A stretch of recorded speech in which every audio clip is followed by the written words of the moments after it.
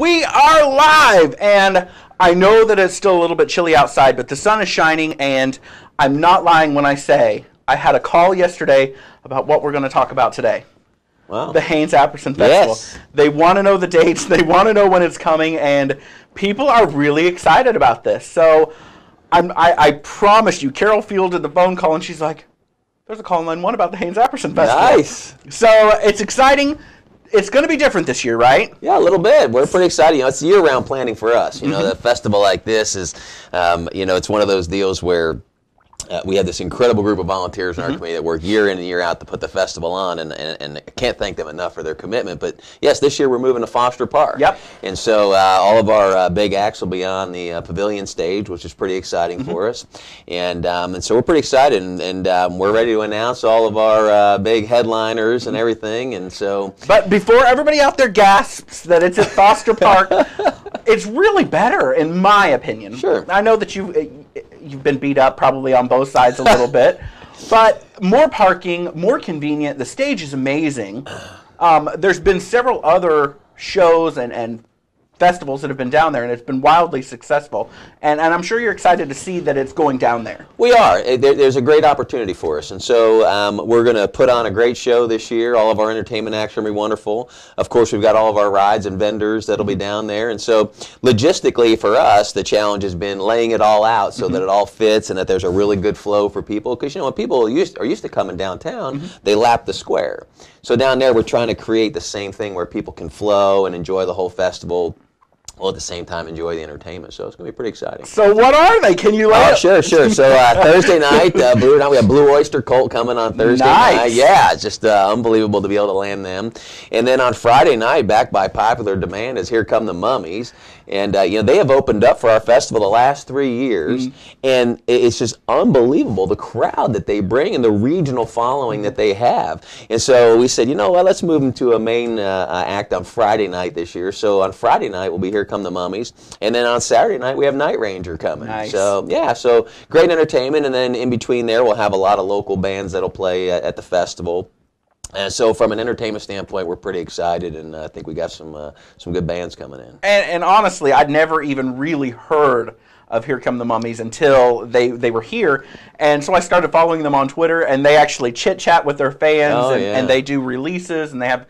And I will throw myself under the bus. They've got a song called Pants. Yeah. And I will find myself sometimes just humming that song, and I've got to watch it because, you know, that's double entendre. Yeah. That my daughter now pulls on her pants when I will say, nice. And Deanna smacks me, or, you know. She's like, that's inappropriate. But their music is so catchy, and their following is so, I don't want to say cult-like, but kind of cult-like, where they, you said it best, regional. Oh, it's incredible. And they've just got such a following that people come here as a destination to watch them. You know, some of our festival board members were talking about the Mummies. We were trying to think what acts we want to get a few years ago, and I'd never heard of them either. And so I was real skeptical. I'm like, the Mummies, come on, seriously? We're really doing this? Yeah. And they kept saying, Paul, seriously, they're unbelievable. And so you know, okay, the board said, let's roll. So we rolled, and I tell you what, they hit the stage, and within the first 30 seconds of their first song, I found myself just standing there going, is this real? I just couldn't believe the sound and the way, you know, all those guys putting all those musical instruments together. It was incredible. So I was hooked from that point. And hot. Forward. I can't believe they have to be in I know. And the Mummies, it's the middle of July, and they're out there fully dressed like mummies. But a lot of fun, a lot of great entertainment. And they literally take the time to come out, greet their fans, sign those CDs, take pictures, whatever. A lot of fun. They are a great group of people to have back. So I know I'm excited. I'm telling you, I'll be in that front row. Good. And the best thing about it is, if you go out to Foster Park, now there's no bad seat. There's nothing in the way. Oh, yeah. Very nice view. So what else is new and exciting? So, of course, we'll have the car shows back this year, and we'll have those on Thursday, Friday, and Saturday. So we'll have 3 days' worth of car shows in the park. So they'll have a very nice atmosphere with the trees and everything for the automobile shows.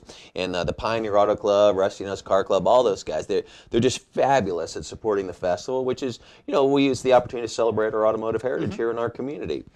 And so, so we'll have that all 3 days, and then on Saturday we'll have the parade at 2 o'clock. And as of right now, the parade's going to be the same route through downtown. Okay. And then when they hit Superior Street, they can just head over to the park for the car show after that. Then, so that'll work out nice. As I mentioned, all the food vendors are coming back, so you have all your great festival fair food that we love to eat, and then the rides as well. And so we're pretty excited. I think we might have an opportunity to have a big Ferris wheel this year, which we haven't had the opportunity in the past for. So we're pretty excited about the variety and some of the kids' rides that we're going to be able to bring in this year as well. But you're taking registration right now for a lot of things, right? Oh my gosh, yeah. So the vendor applications are already out. We're receiving bunches of those in. The parade applications have been mailed out. We're receiving some of those in. And so it's pretty exciting. And then on Saturday night, we had the big fireworks show, which we always do in the park. And so the incredible thing this year will be literally when you get done watching Night Ranger on Saturday night, you just be able to turn on your blanket and watch the fireworks show. Whereas in the past, you know, people who were downtown were watching the headliners, and then there were people in the park for the fireworks show. So this year you'll be able to experience both of them all in the same evening. And it's not going to interrupt any of the fireworks that are going on. No, no, not at all. Not the way we're planning it. I don't know. If you have been in Kokomo during the festival, then you've had to see these fireworks. They get bigger and better every year. Yeah, we're pretty excited about it. You know, when we first took over the festival almost 10 years ago, one of the things was where we were going to be able to bring the fireworks show back to the park because there was an incident years ago which prevented the fireworks from happening. And so we got together with the Parks Department and our festival board and the fireworks guys and had several meetings and really laid out what we believe is an incredibly safe environment for the fireworks. And we do it through a series of fencing and security and those sorts of things. And very fortunate they've done it without incident for 10 years, and it was able to bring people closer to the show so they can enjoy it. You know, fireworks is about sight, smell, and sound, you know, and our fireworks show, people get all that, and so they leave just going, wow, that was incredible. I felt like I was right there, and it's because they are the way we do the show. So you know, safety is very paramount to us in doing a show like that, but yet at the same time we want to deliver one with a bang. And truly that's what it is, because I guess I've seen fireworks start to explode, no pun intended, lately. And Kokomo is really bringing it to the table now. I mean, it truly has become a destination, and on top of everything with the festival, it's quite the event. It is. I mean, it's really evolved into a great event. When you look at how far we've come with the festival when we first started out to where we're at today, it's pretty staggering. And I just give all the credit to our board members who year in and year out have done everything they can to help grow the festival. And, you know, we're to the point now where over 3 days we'll see 15, 20,000 people. There's people staying at our hotels. There's people visiting our shops. It's pretty incredible what it's done for our community, especially over a holiday weekend like the 4th of July. And so, you know, this year the festival is on July 4th, 5th, and 6th. And so it'll be right over the holidays. It'll be perfect time for fireworks, perfect time to honor our military and veterans, perfect time to celebrate our automotive heritage and everything that's great about our community. I mean, look what's going on in Kokomo and Howard County, right? Absolutely. I mean, Community of the Year. You know, several years ago we earned our winning communities. We've got festivals. I mean, you just start looking around, you're saying, yeah, there's something pretty special going on here. Okay, and, now let's take away you from the board. Let's take away from you being a community leader. Let's take away the real estate. Let's strip everything away. It's leaving downtown. Yeah. Going to the park. Right. What is your honest opinion about that? Well, my honest opinion is it's a great opportunity for us. I really believe that. You know, the whole key for us over the years when we've been asked about possibly moving to the park has been infrastructure related. It takes a tremendous amount of infrastructure to run our festival. And the bulk of that infrastructure is power. And the park has never had the power to support our festival. And so we've worked real close with the city over the last 12, well, probably more like 24 months, trying to design a plan to where we could get power into the park to support the festival. Well, about probably 5-6 months ago, we were able to figure out a plan, and we actually had a meeting down in Foster Park on one of the coldest days of the wintertime with folks from the city, folks from the power company, and the Parks Department and our board. And we really laid out a grid that we think is going to support the festival. So the city signed off on it, the Parks Department signed off on it, and we signed off on it, and that's why we're able to make the move this year, is because now we have the infrastructure. In the past, we wouldn't have been able to go down there and put the festival on just purely from a power and water related standpoint. Well, now that we have the infrastructure, I'm excited to see what the results and what this can bring to the community. Because honestly, it's a huge connection with the surrounding neighborhood, with the surrounding parking, with the surrounding businesses. It's not literally taking anything away. It really is adding a little more culture, a little more accessibility, better parking. better, I don't want to say a better view because, I mean, you can see everything down here, but Sure. walking around the park, you can actually look down and see all of the activities that are going on. Yeah, you'll be able to look out, you'll be able to see the rides, you'll be able to see the vendors, and we're really, our focus right now over the next 30 days is laying out the actual site plan, if you will, as to what it looks like using, what we're going to end up using is every square inch of that place because Absolutely. of the size of our festival. And so that's going to be the critical part for our board the next 30 days, but I'm confident we're going to lay out a site plan that everybody's going to be pretty excited about. And when you walk in and see the transformation in Foster Park to our festival, people are going to get pretty darn excited about that. Absolutely, and I'm excited as well, just being here and being part of the action and seeing all the growing and all the technology that's even added to that as well. And this is the next huge step for you guys in the process. So now that this step has been taken, and I know there's a lot that's going to go with it, what works this time, what didn't work, Right. How can we improve, but what would you like to see happen in the future as well? What is your next goal? Because this is huge for the community. It really is huge. And from the festival standpoint, our job each year that we look at is to continually provide a quality product to the community when we deliver this festival. And so we're always looking for things, ideas from people, what little things can we do here and there to do that. When we get down into the park this year, there's going to provide some opportunities for us during the daytime on Saturday that we might not have had in the past. And so we're going to try a few things out, but I think that's going to be one of our growth areas is all day Saturday in the park in the future. What can that look like? There's a lot of ideas right now that are circulating around amongst our board for a lot of kids activities. Very nice. And we've actually talked to some folks that provide some of those kids activities, and we're looking at them for 2014 and 15 as to what they might be able to bring to the festival. We're always looking to expand our rides for the kids.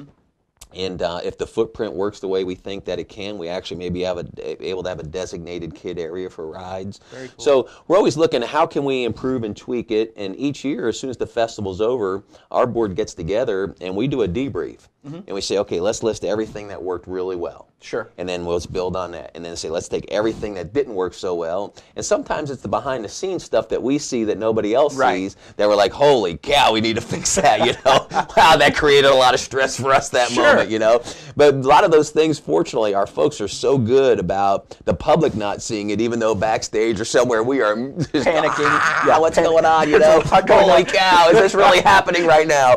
And one year we couldn't find the drummer to one of the bands, he was missing, and just stuff they could never see. But anyway, so we do a big debrief, and then we take all those things that didn't work really well, and we make sure we tweak them and they're smooth for next year.